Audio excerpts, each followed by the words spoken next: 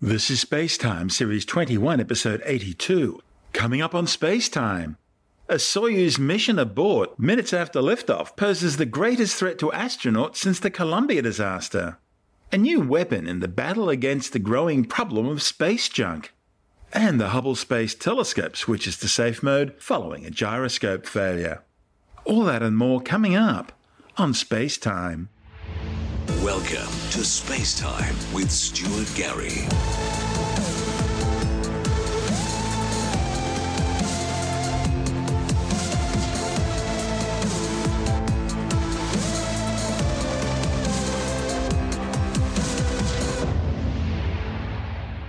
In what's been the most dangerous manned spaceflight since the Columbia Space Shuttle disaster, the Soyuz MS-10 spacecraft has suffered a mission abort just 2 minutes after launch from the Baikonur Cosmodrome in the Central Asian Republic of Kazakhstan. The spacecraft was carrying 2 Expedition 58 crew members to the International Space Station when their Soyuz FG rocket's core stage suffered a sudden engine failure. Ground umbilical to the third stage has been disconnected, and in just a moment the second umbilical tower will separate. Power on board. There's the second tower. Command for ignition, oxygen. Launch command has been issued. 7, 6, 5, 4, 3, 2, 1. Engine turbo pump at flight speed. Engines at maximum thrust. Lift off. And there is liftoff of the Soyuz MS-10 to the International Space Station, carrying Nick Hague and Alexei Ovchinin to the orbital complex. Nick Hague's first time to launch to space, and Alexei Ovchinin's second. Hearing good first stage performance for the Soyuz, delivering 930,000 pounds of thrust from its 4 boosters and single engine. Again, the first stage of the Soyuz measures 68 feet in length and 24 feet in diameter. It's burning liquid fuel for the first 2 minutes and 6 seconds of flight. The pressure in the chamber is nominal. Burlock 1, copy. Everything is well on board. They're feeling well. Thank you. Copy. Everything proceeding as intended for today's flight. Now just a little over a minute into it. The velocity of the Soyuz is about 1,100 miles per hour. This is Burlock 1, copy. Everything is well on board. The crew is feeling well. Copy. Everything looking good. Proceeding nominally. Inaudible. And we have the escape tower for the Soyuz now jettisoned. Everything continuing nominally. 4 strap-on boosters have been jettisoned, and they've completed their job, dropped away at an altitude of 28 statute miles. Soyuz traveling about 3,350 miles an hour.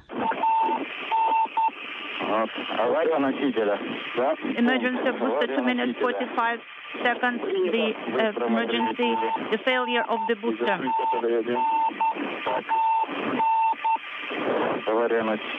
Failure of the booster. Separation.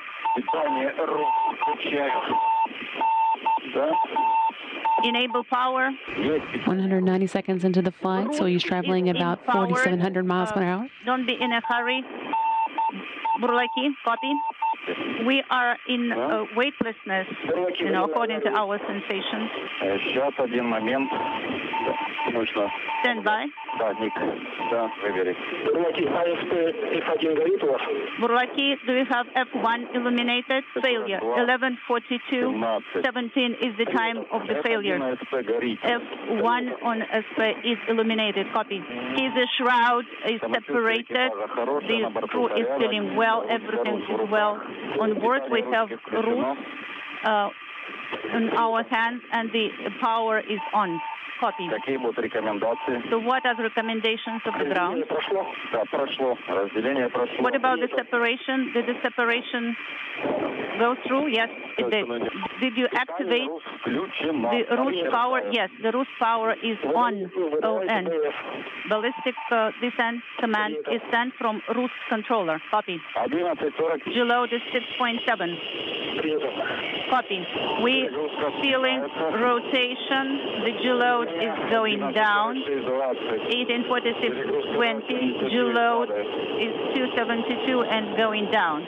Copy, Burlaki. Hearing there that there has been an issue with the booster, and we're standing by for information as we continue to get it from the Russian flight control team, but everything seems to be fine with the crew. We had good comm with them, and they are okay. Team here in Mission Control is working with their counterparts in Russia, getting more information on the issue with the booster that has changed today's launch plan, getting more information, which we'll provide as soon as we have a little bit more. And we can confirm now that the crew has started to go into the ballistic descent mode. They'll be going in on a sharp landing today, and we're continuing to get more information from our counterparts at the Roscosmos Space Agency. The incident appears to have happened as the 4 liquid-fueled strap-on boosters, known by Russians as the first stage, separated from the launch vehicle's core, or second stage as the Russians call it, 1 minute and 58 seconds after liftoff. This booster separation, which takes place at an altitude of 45 kilometers or 150,000 feet, involves a spectacular maneuver known as a Korolev cross, in which all 4 boosters simultaneously flip outwards and away from the core stage. Early investigations suggest that the D booster failed to separate cleanly, either slamming into the core stage during the Korolev cross maneuver and damaging the side of the fuselage, or remaining partially attached and possibly tearing out part of the fuselage. NASA images appear to show only 3 of the boosters separating cleanly. With the escape tower already jettisoned, it was left to the Soyuz capsule's thrusters to drag the re-entry module away from the stack, bringing it back to Earth in a high-G ballistic trajectory, touching down about 400 kilometers to the northeast, downrange of Baikonur. The MS-10 emergency landing was the first in-flight abort during a Soyuz crew launch since 1975. Another Russian crew was forced to use an abort system to escape a rocket explosion on the launch pad at Baikonur 8 years later. Based on the Soviet Union-era R-7 intercontinental ballistic missile, the Soyuz launch vehicle is one of the great workhorses for the Russian Space Agency. It's also used by the European Space Agency for launches from Kourou, and although there have been many mishaps since the R-7 was first used to launch Sputnik back in 1957, the launch vehicle does have an incredible safety record. Mind you, there have been several Progress cargo ship failures using the Soyuz launch vehicle in recent years. The Russian Federal Space Agency at Roscosmos has suspended all manned space flights until further notice as they conduct their investigation into the incident. That's likely to affect the Expedition 59 launch aboard the Soyuz MS-11 spacecraft, which for the moment at least is slated for December 20. NASA Administrator Jim Bridenstine says the agency expects the next crew launch to take place on schedule. One idea being discussed involves Roscosmos fast-tracking the Soyuz MS-11 mission, but using it as an unmanned test flight to the space station in order to ensure there's no repeat of the MS-10 problem. As for the Expedition 57 crew currently on station, they were slated to return to Earth aboard their Soyuz MS-09 capsule on December the 13th. That's the same Soyuz MS-09 spacecraft which began venting atmosphere into space a few weeks ago after a hole opened out in the Soyuz capsule's orbital module. That hole is believed to have been caused by a drill accidentally puncturing the hull of the spacecraft during its manufacture at the inertia plant, and then quickly patched up before anyone noticed. A separate Roscosmos investigation into how that hole was made and how the spacecraft passed quality control is also underway. Inertia insists the hole was not made at its plant and was most likely caused sometime during the 180 days between leaving the plant and its launch from Baikonur. As the hole, which has now been patched up, was in the orbital module, not the descent module, it wouldn't have affected the crew's ability to return to Earth. Still, it's now possible the Expedition 57 crew will remain on station until early next year. The alternative is that they return to Earth on time, leaving the space station, which by the way celebrates its 20th year in orbit in November, flying without a crew for several months. That wouldn't be a problem as the space station is designed for automated operation. If the Soyuz MS-11 does undertake an unmanned test flight to the space station, it's also possible the Expedition 57 crew will use that capsule for their return to Earth if their stay on station exceeds the 200-day use-by date for their Soyuz MS-09 capsule. Also delayed will be this month's Soyuz Progress cargo ship flight to the space station. That was slated to launch from Baikonur on October 31st. The incident highlights the problem currently faced for manned spaceflight, with NASA having mothballed its space shuttle fleet early before the shuttle's replacements became operational. By the way, that's expected to occur sometime in the next year. At this stage, SpaceX expects to conduct its first manned space flight of its new Dragon crew capsule to the space station in June, with Boeing expected to fly their own manned test flight to the orbiting outpost aboard their CST-100 Starliner in August.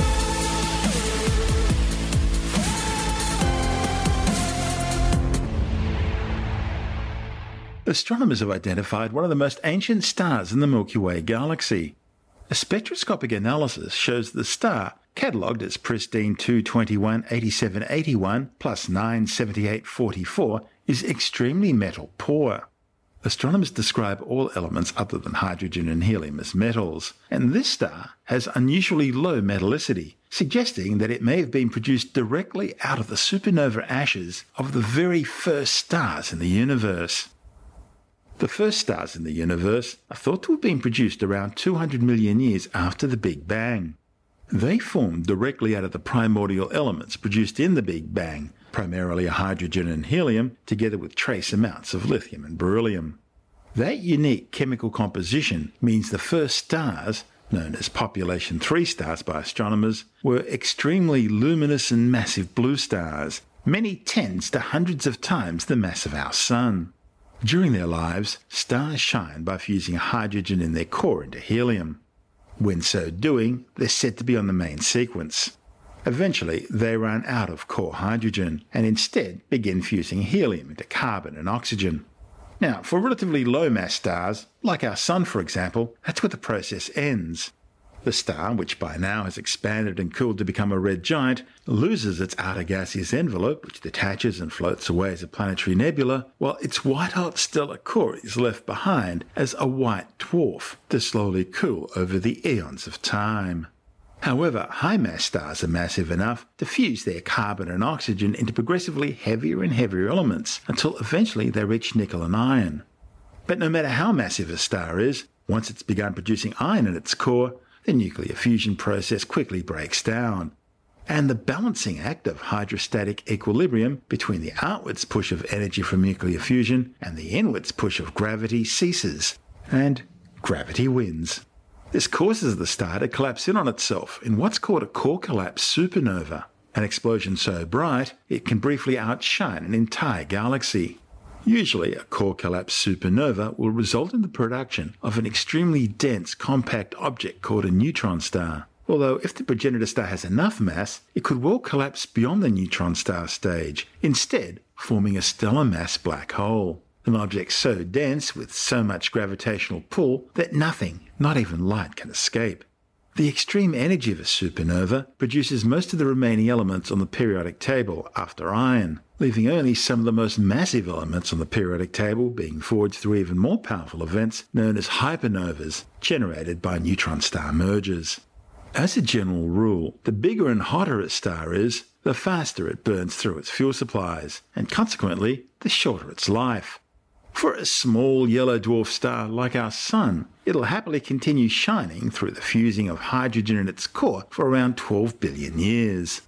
And less massive and consequently cooler red dwarf stars can continue living for trillions of years.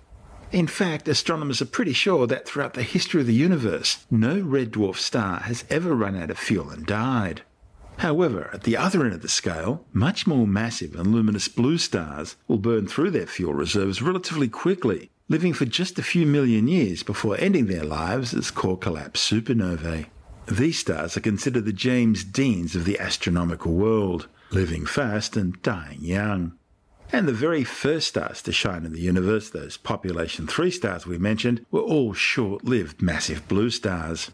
When they went supernova, they blasted their remains out into the surrounding interstellar media, providing the material which helped seed the second generation of stars, the so-called population 2 stars. But these population 2 stars still have very low levels of metallicity compared to stars that are younger, like our Sun at 4.6 billion years, which are known as population 1 stars. And that's where the discovery of this pristine star comes in. A report in the monthly notices of the Royal Astronomical Society suggests the discovery of this star provides astronomers with a messenger from the distant past, opening a new window into the evolution of the first stars after the Big Bang 13.8 billion years ago. You see, when studying the early universe, astronomers can look deep into the universe, observing stars and galaxies billions of light years away, and therefore looking far back in time to a point when the cosmos was still relatively young. But those stars and galaxies are all a long, long way away. So another way is to examine the oldest surviving stars closer to home, in our own galaxy for example, and then use them to get a glimpse of what conditions were like in the early universe. And that's where the pristine survey comes in. The study, led by Dr. Elf Starkenberg from the Leipzig Institute of Astrophysics in Potsdam and Nicholas Martin from the University of Strasbourg, is searching the heavens for ancient stars. The authors used a special colour filter on the Canada-France-Hawaii telescope to search for stars with relatively pristine atmospheres. These observations were then followed up using advanced spectrographs on the William Herschel and Isaac Newton telescopes in order to confirm the extremely low metallicity of their target stars. This technique has allowed the authors to determine that pristine 221-8781 plus 97844 is one of the most metal-poor stars known. In fact, the star contains less than 1/10,000th the metallicity of the Sun. And whereas most metal-poor stars that exhibit such low levels of elements like iron and calcium also show significant enhancement in carbon, this star does not. Starkenberg says that makes this only the second star of its kind ever discovered. He says the existence of a class of metal-poor stars with low carbon abundances suggests there must have been several different formation channels in the early universe through which long-lived low-mass stars were formed. By comparison, the Sun spectra shows that its composition contains about 2% metallicity, a clear indication of its more recent origins as part of a later generation of stars, made up of recycled material from more ancient stars that lived long before it and have since died out. I'm Stuart Gary. This is SpaceTime.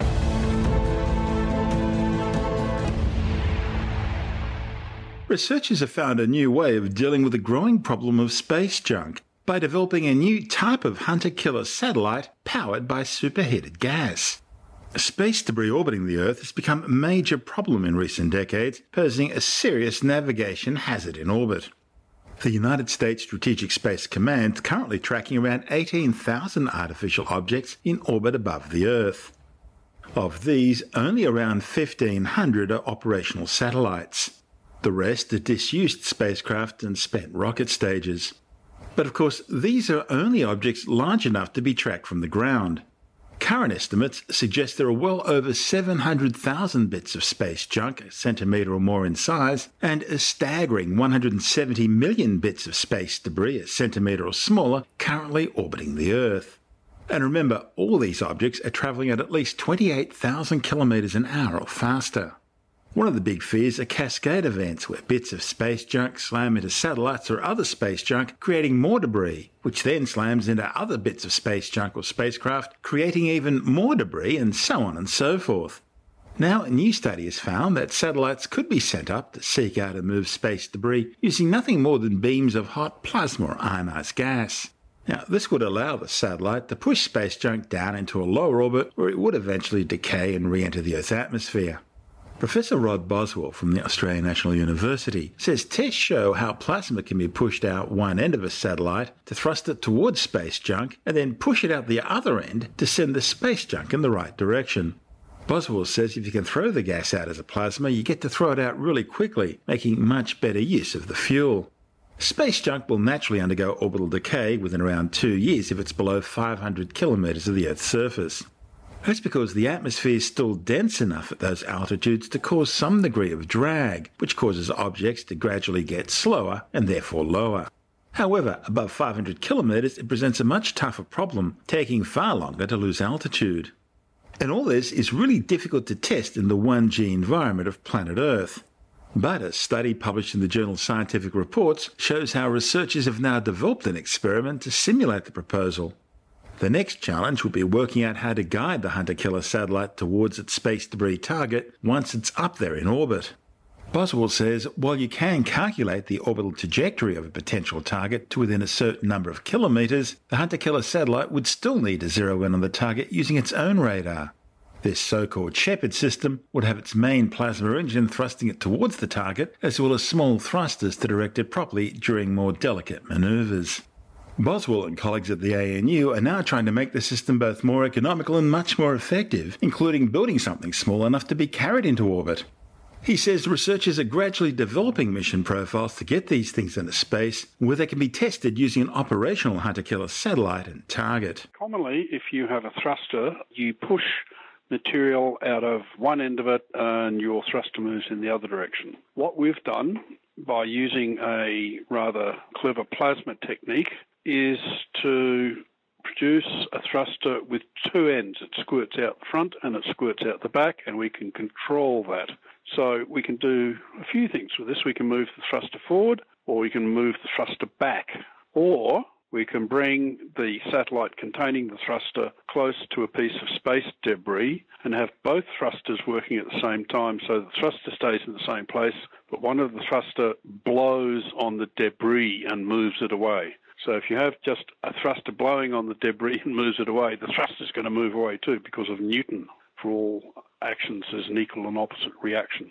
So we have a thrust with an outlet in the front and an outlet in the back, and it can push space debris around in that manner.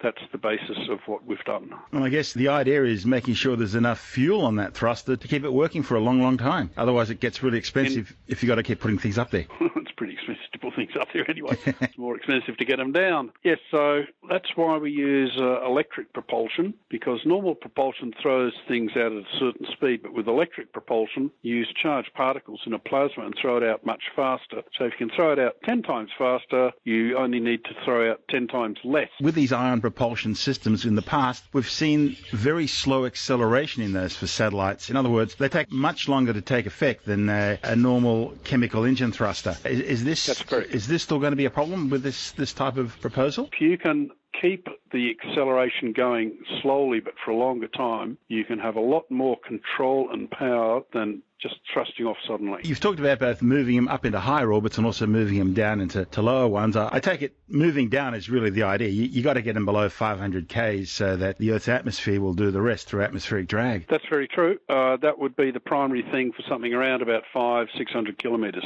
If you're at 36,000 kilometres, which is where some of these very large telecommunications satellites are, you can't do that. You have to push them up, and they go into a graveyard orbit, and we're working on that as well. Luckily, right now, there's an agreement that geostationary satellites should retain enough fuel to move into this graveyard orbit. Oh, well, it's regarded as very naughty if you don't do that, and people get very cross because you only hire the slot for 5 or 10 years, and then you have to get out of it and let the new satellite come in. I mean, they're sold. The slots, which are 2 degrees wide, I think, so there's 180 of them, are given to countries around the world to own, and they are then on-sold to telecommunications companies. So the space is sold for a certain time. Where are you at now in the development of this project? We've done a laboratory test so that we know that we actually produce thrust forward and backward with the one thruster, and we're now looking around to make a small satellite where we can test it, which is what I'm doing at the moment. In fact, I'm trying to get a startup going to get some funding in to try and test this, but that's in the future. The test spacecraft, is it going to be like a 6-unit CubeSat or something, or something bigger or something smaller? The CubeSat propulsion systems that we're developing now, which will be much smaller than the one we used to test in Japan with Kazunori Takahashi, that was quite large. That would have been about a 12U CubeSat. His laboratory demo, we're trying to get into about a half a U per thruster, so that'll be 2 thrusters in about 1 U, and we hope to be able to have some sort of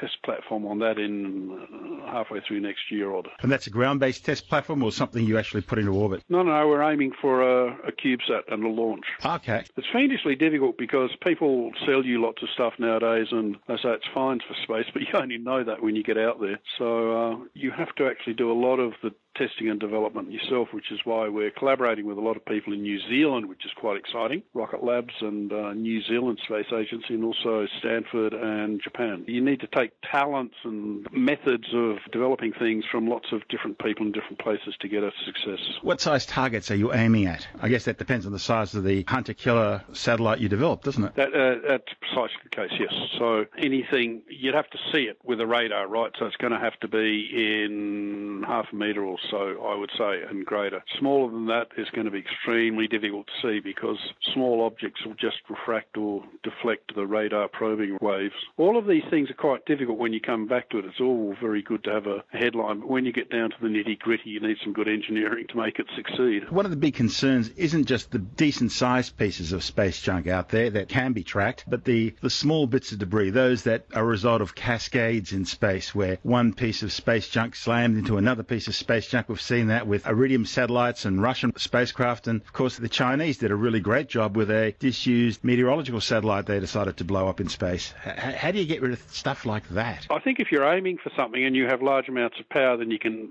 you might be able to get close-ish to hit it. Trying to do it when you're in orbit's a damn sight different, and it's actually really unusual for that to happen. And I'd say anything smaller than a pack of cards or something like that is the best solution is prayer. And wait for it to go down by itself over tens and whatever years, depending how high it is. We've just seen a European test of a new space debris recovery system, the first of a series of tests. They're using a net initially. They're also going to be using a harpoon later on, and finally they'll grab a piece of space junk and drag it into the Earth's atmosphere with them, with this spacecraft they're using. Yep. That's one proposal. Here in Australia, a place in Queanbeyan have been looking at using laser beams, not just to track space junk, but also to heat them up and slow them down a little bit as well. That's another alternative. How does your idea compare to those? If you're going to lasso it, then that's a suicide mission. You get rid of the thing you sent up to get rid of the piece of space junk. You then have to write that off on how much it's going to cost you and how much it's going to save you. All of these things are sort of actuary. You have to work out how much people are going to pay you to be able to do that. I'd prefer to have one stick up there for a bit longer and make small changes that can be made, but stay up there. That's Professor Rod Boswell from the Australian National University. And this is Space Time. I'm Stuart Gary.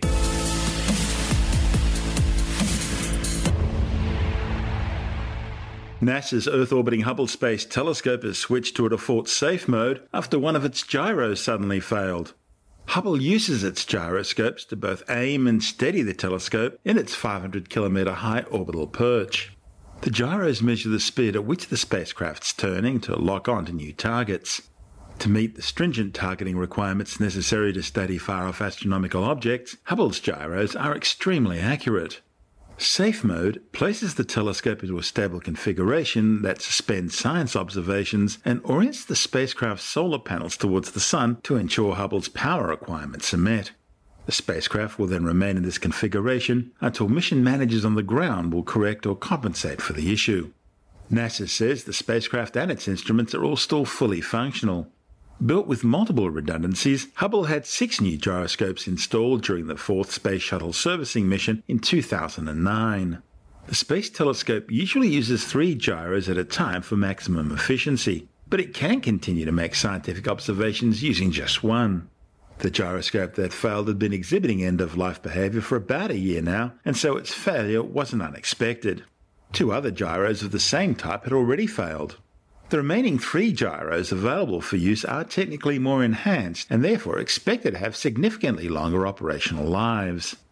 2 of those enhanced gyros are currently running. But when mission managers powered up the 3rd enhanced gyro, which had been held in reserve, an analysis of the spacecraft's telemetry indicated it wasn't performing at the level required for operations, instead reporting rotational rates that are orders of magnitude higher than what they actually are. Consequently, the Hubble remains in safe mode.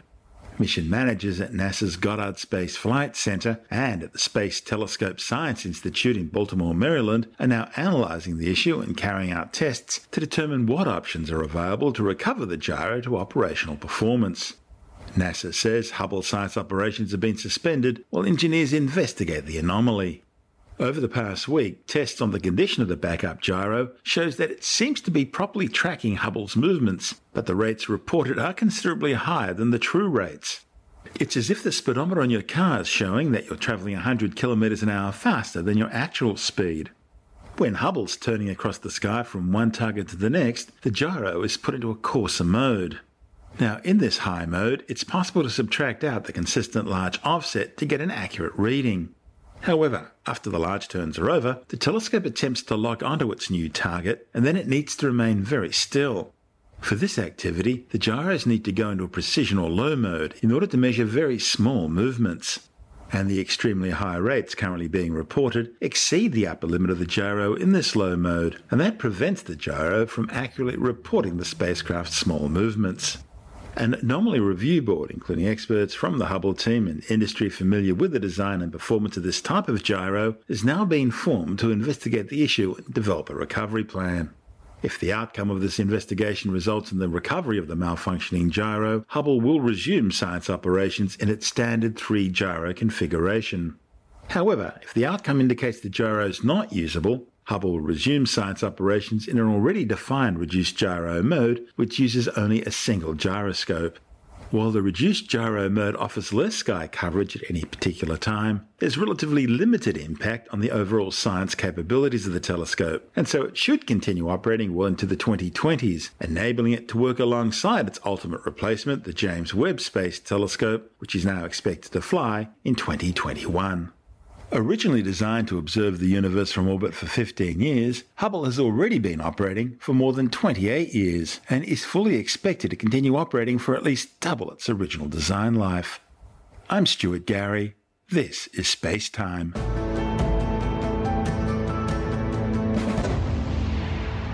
And time now to take a brief look at some of the other stories making news in science this week with a science report. A new study has found that young adults classified as obese could expect to lose up to 10 years in overall life expectancy. Researchers found that some 36.3 million years of life will be lost over the lifetime of today's Australian adult population as a direct result of being overweight or obese, with men standing to lose an average of 27% more years of life than women. You can read the findings in full in the Journal of Obesity.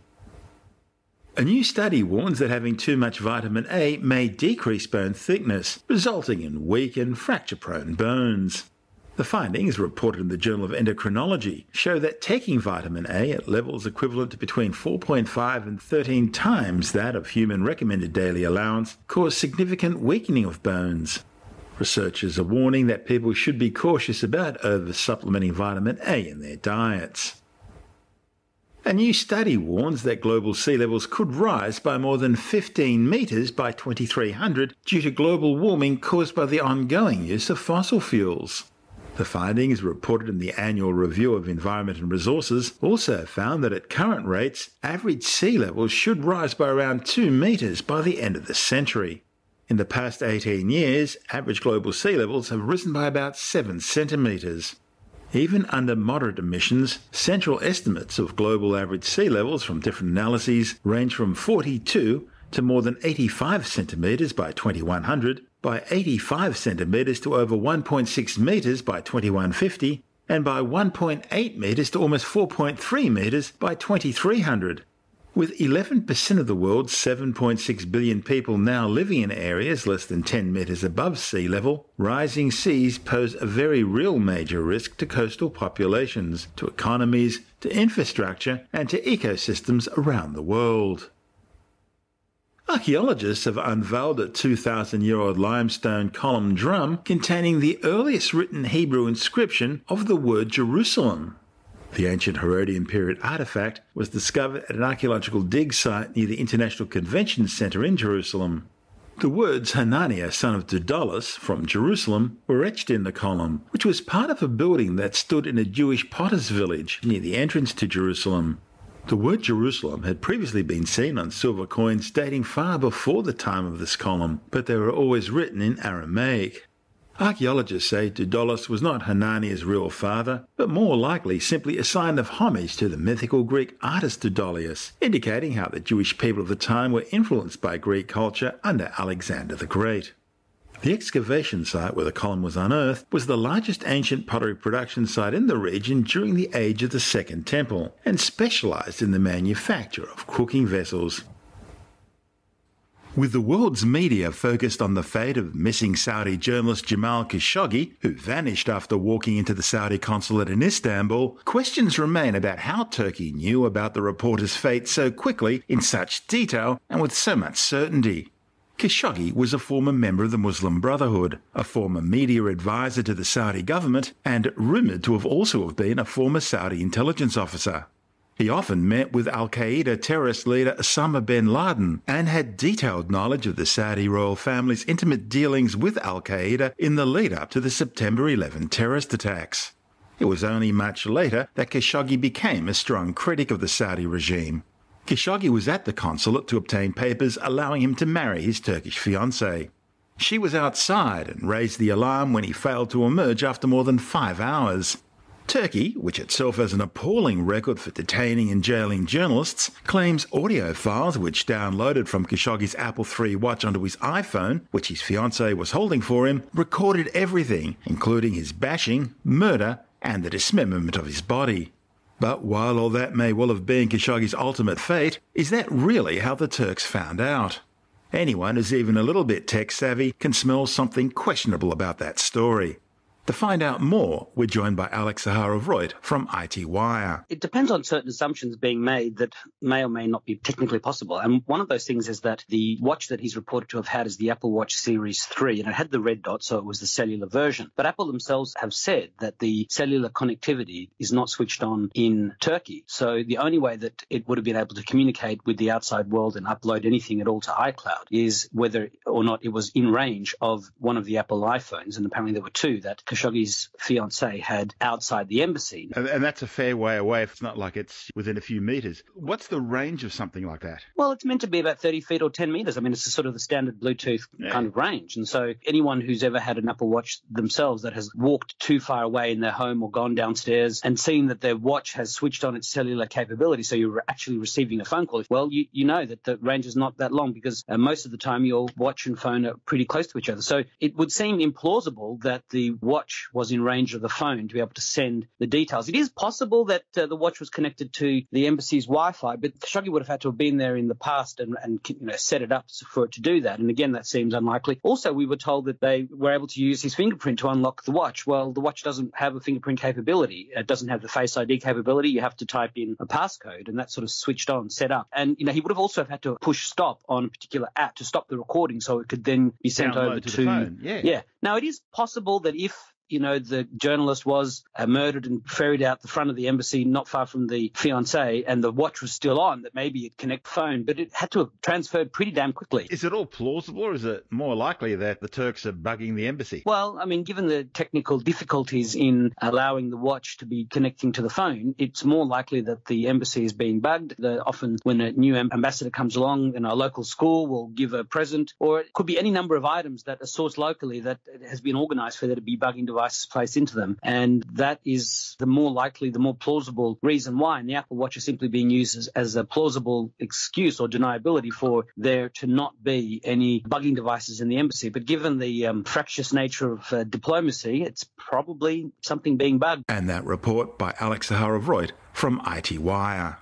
You're listening to Space Time. I'm Stuart Gary, and that's the show for now. You can subscribe and download SpaceTime as a free twice-weekly podcast through Apple Podcast iTunes, Stitcher, Bytes.com, Pocket Casts, SoundCloud, YouTube, Audio Boom, from spacetimewithstuartgary.com, or from your favorite podcast download provider. SpaceTime's also broadcast coast to coast across the United States on Science 360 Radio by the National Science Foundation in Washington, D.C., and available around the world on TuneIn Radio. If you want more SpaceTime, check out our blog where you'll find all the stuff we couldn't fit in the show, as well as loads of images, news stories, videos, and things on the web I find interesting or amusing. Just go to spacetimewithstuartgary.tumblr.com. That's all one word and in lowercase, and that's Tumblr without the E. You can also follow us on Twitter through @StuartGary, at Spacetime with Stuart Gary on Instagram, and on Facebook, just go to www.facebook.com/Spacetime with Stuart Gary. Spacetime is brought to you in collaboration with Australian Sky and Telescope magazine, your window on the universe. You've been listening to Spacetime with Stuart Gary. This has been another quality podcast production from Bytes.com.